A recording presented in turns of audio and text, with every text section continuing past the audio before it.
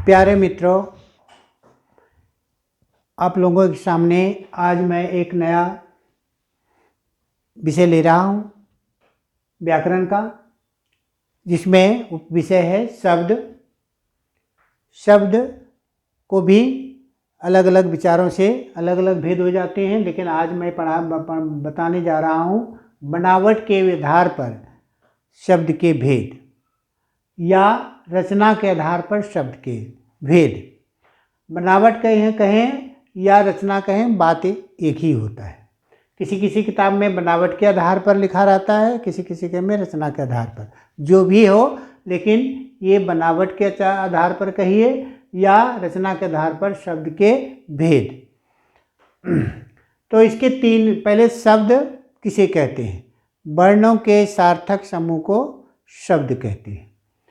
बनावट के आधार पर शब्द के तीन भेद होते हैं: रूढ़ शब्द, यौगिक शब्द, योग रूढ़। अब रूढ़ शब्द किसे कहेंगे? रूढ़ शब्द जिस शब्द को तोड़ने पर, उसको तोड़ने पर उस शब्द का जो टुकड़ा बनता है, जो भाग बन जाता है, अलग हो जाता है, उस अलग हुए भाग का कोई मीनिंग नहीं निकलता है, कोई अर्थ नहीं निकलता है। अर्थात यूँ कहिए, जिस शब्द को तोड़ने पर टूटे हुए भागों का कोई भी अर्थ ना निकले, उसे रूढ़ शब्द कहते हैं। जैसे मैंने एक उदाहरण लेता हूँ, घोड़ा को ऐसे मार दिया, मारने के बाद घो एक शब्द बन गया, एक, और ड़ा एक बन गया। अगर हम देखते हैं तो इसका कोई मीनिंग नहीं होता, ना घो का मीनिंग होता है, ना ड़ा का मीनिंग होता है। अर्थात किसी भी शब्द को तोड़ने पर टूटे हुए भागों का कोई अर्थ ना निकले, उसे रूढ़ शब्द कहते हैं। दूसरा एक उदाहरण लेता हूँ, जैसे फल का मीनिंग है, फल का मीनिंग है, लेकिन इसको तोड़ने पर इसका फ और लो, ना इसका कोई मीनिंग निकलता है, ना इसका कोई मीनिंग निकलता है, कोई अर्थ निकलता है। इसीलिए ऐसे शब्द को हम रूढ़ शब्द कहेंगे। घोड़ा, फल, कलम आदि आदि। उसी तरह अब दूसरा भेद, यौगिक शब्द। अब जैसे मान लिया जाए, यौगिक शब्द उस शब्द को कहते हैं जिस शब्द को तोड़ने पर उस टूटे हुए भागों का कुछ ना कुछ अर्थ अवश्य निकलता है। जैसे ये चौक है, इस चौक को हम तोड़ दिया, तोड़ने के बाद इससे भी लिखेंगे तो लिखा जाएगा, इससे भी लिखेंगे तो लिखा जाएगा। मतलब ऐसा शब्द टूटने पर जो टूटे हुए भागों का कुछ ना कुछ अर्थ अवश्य निकलता है। जैसे मान ला पाठशाला, इसको हम तोड़ देते हैं। मान लिया एक हैमर मार दिया तो ये दो भागों में बट गया, पाठ और शाला। अब देखते हैं कि पाठ का भी कुछ अर्थ निकलता है, पाठ का भी कुछ अर्थ। पाठ माने ज्ञान, शाला माने घर, माने ज्ञान का घर। पाठशाला माने विद्या का घर, ज्ञान का घर। तो इस हमने देखा क्या, इस शब्द को अगर हम तोड़ा तो दोनों टूटे हुए भागों का कुछ ना कुछ अर्थ निकल रहा है, इसीलिए इसको यौगिक शब्द कहते हैं।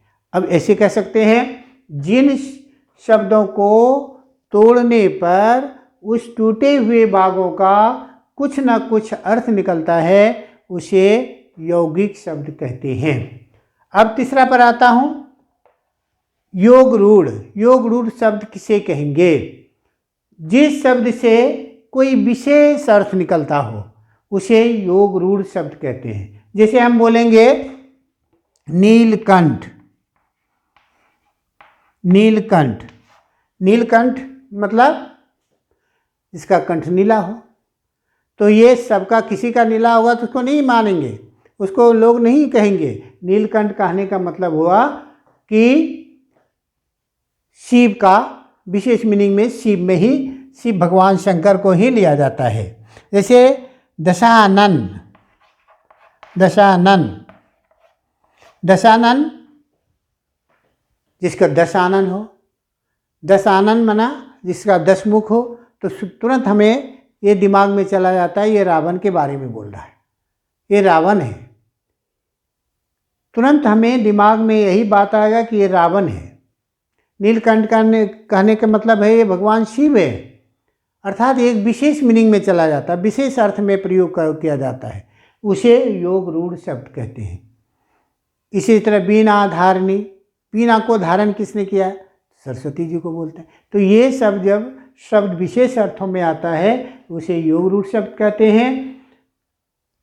अब हम फिर से एक बार हाईलाइट कर रहा हूँ, फिर से समझ लीजिए। बनावट के आधार पर शब्द के 3 भेद होते हैं, रूढ़ शब्द, यौगिक शब्द, योग रूढ़ शब्द। रूढ़ शब्द उस शब्द को कहेंगे जिसको तोड़ने पर उस टूटे हुए भागों का कोई ना कोई भी अर्थ नहीं निकलता है। दूसरा है यौगिक शब्द, जिस शब्द को तोड़ने पर टूटे हुए भागों का कुछ न कुछ अर्थ अवश्य निकलता है, उसे यौगिक शब्द कहते हैं। योग रूढ़ जिस शब्द का प्रयोग किसी विशेष व्यक्ति के लिए किया जाता है, विशेष चीज़ों के लिए किया जाता है, जैसे पंकज, पंक मने कीचड़, जौ मने जन्म लेना, जो कीचड़ में जन्म लेता है अर्थात वह कमल के लिए प्रयोग किया जाता है, इसे योग रूढ़ कहेंगे। तो ये आपका बनावट के आधार पर शब्द के भेद की चर्चा मैंने की। शायद मुझे विश्वास है कि आप लोग इसको ज़रूर समझ सके होंगे। बस इतना ही आज के लिए, धन्यवाद।